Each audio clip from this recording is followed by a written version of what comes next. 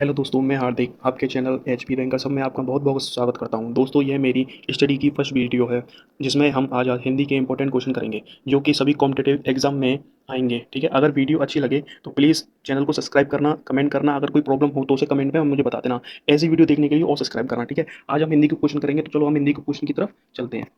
पहला आप क्वेश्चन देख रहे हैं। ठीक है, निम्नलिखित में से उच्चारण की दृष्टि में असंगत युग्म कौन सा है, मतलब गलत क्वेश्चन पूछ रहा है। ठीक है, मतलब गलत आंसर है वो पूछना है। ना दंत में आता है, ठीक है, तो ये गलत हो जाएगा आपका। गा कंठ में आता है, सही है, ये गलत हो जाएगा। ठीक है, बा उष्ट में आता है, ये गलत हो जाएगा। या है वो मूर्धा में नहीं है, तो ये सही हो जाएगा। असंगत पूछ रहा है, गलत पूछ रहा है। ठीक है ना, इसी के साथ हम सेकंड ऑप्शन पर चलेंगे। ठीक है ना, दिए गए वाक्यों में विराम चिन्ह का उपयोग, विराम चिन्ह पूछ रहा है। ठीक है, तो वो कोई चिन्ह नहीं होता, डॉट कोई चिन्ह नहीं होता, ये भी नहीं, विराम चिन्ह होता है आपका ये। ठीक है ना, डॉट लगा के नीचे ये आपका विराम चिन्ह होता है।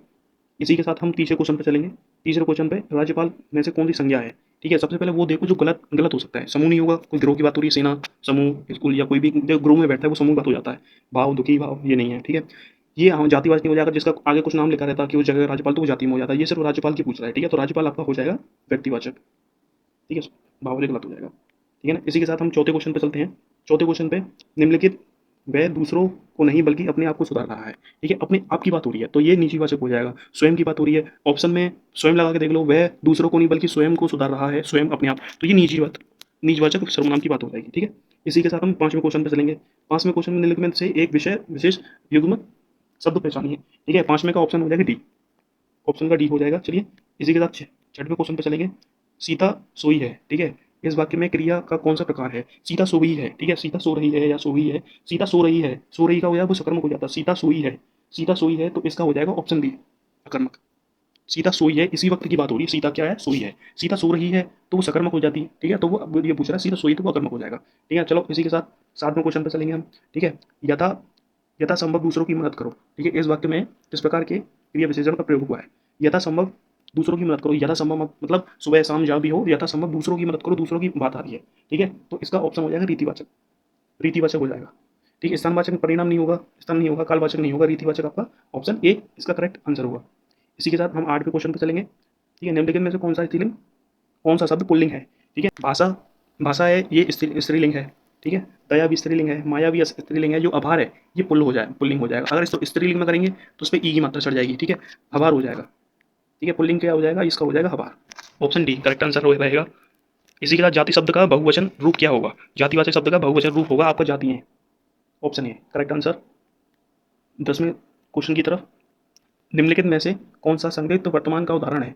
ठीक है, तो उसका हो जाएगा ऑप्शन डी, मैंने वही सामान रखा था। वहीं की बात कर रहा है, संदिग्ध की बात कर रहा है, करेक्ट बात कर रहा है कि मैंने सामान वहीं रखा था, सामान वहीं रखा था। ठीक है, तो इसका संदिग्ध वर्तमान ऑप्शन डी हो जाएगा करेक्ट आंसर। 11 क्वेश्चन की तरफ चलेंगे। निम्नलिखित में से प्रत्यवाचक का वाक्य कौन सा है, प्रत्यवाच्य का वाक्य पूछ रहा है। ठीक है ना, इसमें अब ये देखिए, तुलसीदास ने रामचरितमानस लिखी। रामचरितमानस लिखी, क्यों लिखी थी, क्योंकि करता है, कर रहा है, लिखी का मतलब करता हो जाएगा, तो ऑप्शन डी हो जाएगा। राम द्वारा रावण को मारा गया, ये नहीं होगा। ठीक है, उसने खाना नहीं खाया, ये नहीं होगा। चतरा द्वारा फुटबॉल खेली जाती है, ये नहीं होगा। ऑप्शन ए करेक्ट आंसर हो जाएगा। ठीक है ना, इसी के साथ में क्वेश्चन नंबर 12 पे हम चलेंगे। ठीक है, सी के द्वारा किस कारण का परसर्व है। ठीक है ना, तो परसर्व पूछ रहा है, इसका हो जाएगा कारण, कारण, कारण हो जाएगा। ठीक है, अपादाय नहीं होगा, ठीक है, संप्रदाय नहीं होगा, अधिकरण नहीं होगा, कारण हो जाएगा ऑप्शन बी। ठीक है, 13वें क्वेश्चन पे आम का तत्व रूप क्या हो जाएगा। तत्सम, तत्सम रूप शब्द पूछ रहा है, तो उसका हो जाएगा आम्र, आम्र तत्सम रूप शब्द हो जाएगा। ठीक है ना, इस 15वें क्वेश्चन पे चलेंगे। अतिवाद शब्दों में से कौन सा उपसर्ग है। ठीक है, अतिवाद शब्दों में से कौन सा उपसर्ग है, तो अति उपसर्ग वो होता है आधा। ठीक है ना, जैसे मैं या तो अति, अति उपसर्ग हो जाएगा और प्रत्यय आपका बात हो जाएगा। उपसर्ग पूछा तो अति हो जाएगा ऑप्शन डी। ठीक है ना, और 15 क्वेश्चन पे चलेंगे हम। 15 क्वेश्चन में इनमें से कौन सा शब्द एला प्रत्यय का निर्णय लेगा, उपसर्ग। ठीक है, उपसर्ग हो जाएगा, प्रत्यय उस शब्द अलग होता है। ठीक है, तो एला है ना, तो एला जो है ये आ जाएगा अठेला, अठेला।